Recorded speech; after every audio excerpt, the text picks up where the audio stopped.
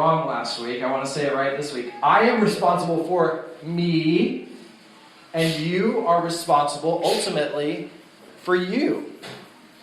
Like Tanya was sharing, like, I can't control somebody else. You can't live and manage their lives. That's their choice. And so we are responsible for ourselves. And we can't control everything that happens to us. Okay? When I look back at my life, there were things that came my way I just wasn't expecting, right? But we can largely control the direction of our lives, and we can always control how we choose to respond to the things that happen to us in our lives. That is fully up to you. And don't ever forget that. It's a little fatherly wisdom for you this morning.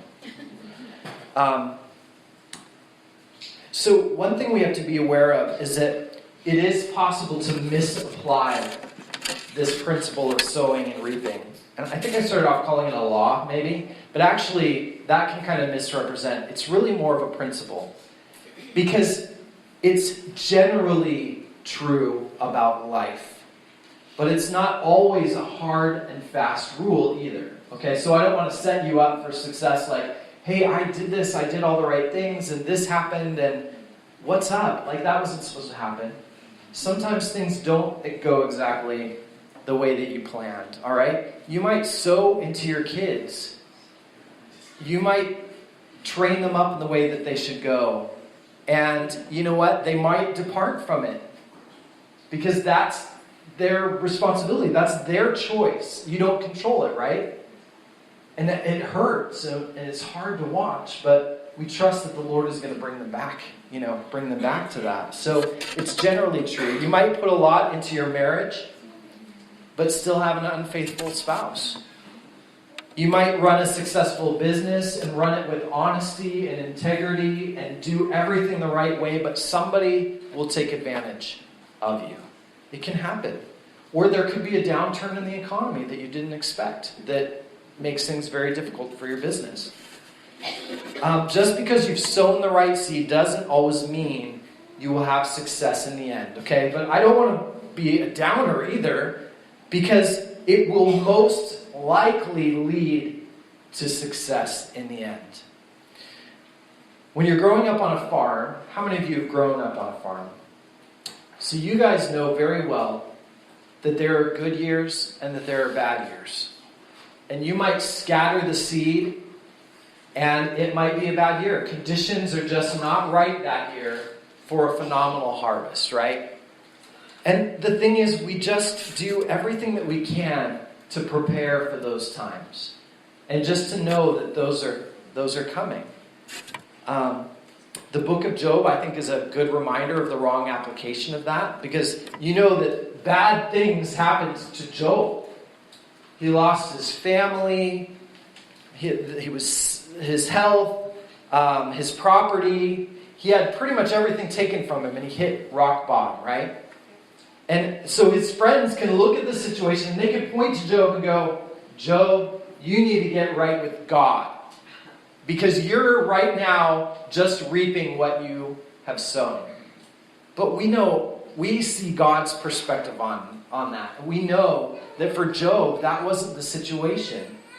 He was sowing the right seed, but it was just this special scenario that Job went through, okay? So the principle of sowing and reaping applies generally when it comes to how life usually plays out. Now, I will say this, though. I believe that it applies absolutely when it comes to the development of who you are, to your character. And I would say whatever you sow into yourself will absolutely be reaped in your character development. Now, as you look at your life right now, you might be very aware of some of the bad seed that you've planted in the past. And this is where it maybe kind of feels like bad news. Like, yeah, what do I do now? I've already sown those seeds. I'm reaping it. Life sometimes stinks because of what I did in the past, right? So let me share with you guys the hopefulness of sowing and reaping. You guys like a little good news? So maybe you decided, let's just say, not to complete school. And so you're working in a low-paying job, or you're divorced maybe because of some of the choices that you've made. Perhaps cheating on a spouse or treating them poorly. Maybe you have had a poor marriage and you just haven't invested in it, okay? So here's the good news. Because even though you can't change the past is the past. Stop looking in the rear view mirror and sow the right seeds today. Do you hear me? Stop looking back and begin sowing the good seed right now. There is nothing, absolutely nothing that is stopping you from doing that. And sometimes we hear there are worldviews outside of Christianity that teach determinism. And basically determinism means that whatever is set is set. Your path is not going to change. Your life circumstances today are what they're going to be down the road. And some of you have believed that. Because maybe you've lived a long time and you've been stuck in your circumstances. Or felt stuck. Alright? Usually it's because of the mindset that we have. It's because of the lies that we believe about ourselves that we get stuck continuing the life that we've lived. Alright? And we need to break that today. So in Eastern stuff, there's reincarnation, right? Whatever they teach that whatever you were in your previous life determines your destiny in the future life, or karma, right? Islam says that the will of Allah determines your destiny. Evolution says, you know what, you're just random chance. And so you can't determine your genes. And if you got the alcohol gene, you're just stuck with it, you know? If you got whatever genes, this disease or whatever, it's genetic determinism, and it just is who you are. Or maybe you've been told that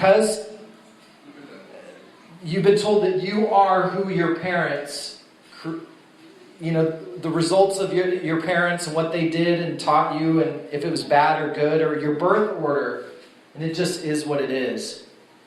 Certainly there are things that influence our lives. Okay, no doubt about it. What our parents spoke over us, those things influence us for the good or the bad. But as believers, we believe in our heart of hearts that transformation is possible in Christ. And kingdom breakthrough and living is possible no matter who you are, no matter what your background was, when you're walking by the Spirit of God. Alright? By the Spirit, we have the capacity to forgive. By the Spirit, we have the capacity to say no to sin. And by the Spirit, we have the opportunity to proclaim the good news about God to others. So, essentially, we have the opportunity to sow seeds today that will reap a good harvest later on down the road. Think of all the people throughout history who have turned their lives around. And there are many. I was just reading, actually I was listening to a History in 5 Minutes podcast, one of my favorite podcasts. And he was talking about Abraham Lincoln and the life of Lincoln. And, he was born in Illinois in a cabin. He lost his mom at the age of 10. He did not have formal education, I guess. He had to educate himself on his own, all right? And his family struggled for a living. And then have you heard about the failures throughout his career stage? Let me share a few of those with you. In 1832, he lost his job. He was defeated for the state legislature. In 1833, he failed in business. 1835, his sweetheart died. 1836, he had a nervous breakdown. 1838, he was defeated for Speaker. 1843, he was defeated for nomination for Congress. 1848, he lost the renomination. 1849, he was rejected for land officer. I'm not done yet. 1854, he was defeated for U.S. Senate. 1856, he was defeated for nomination for vice president. 1858, again defeated for U.S. Senate. Okay, by this point in time, I would be like, forget it. I would like throw in the towel. And then in 1860, you know the rest of the story. He was elected as president of the United States. And then he gets shot. Well, that's true. Thanks, Mom. Thanks for the reminder. But listen to this. But he was the In 1982, 49 historians and political scientists were asked to come together by the Chicago Tribune and to rate all of the presidents in 5 categories: leadership qualities, accomplishments and crisis management, political skills, appointments, and character and integrity. And guess what? Abraham Lincoln, they selected him as the top person in every single one of those categories. Every single one. It was written about him. The most lasting accomplishments attributed to Lincoln are the preservation of the Union, the vindication of democracy, and the death of slavery. All accomplished by the way in which he handled the crisis that most certainly would have ended differently with a lesser man in office.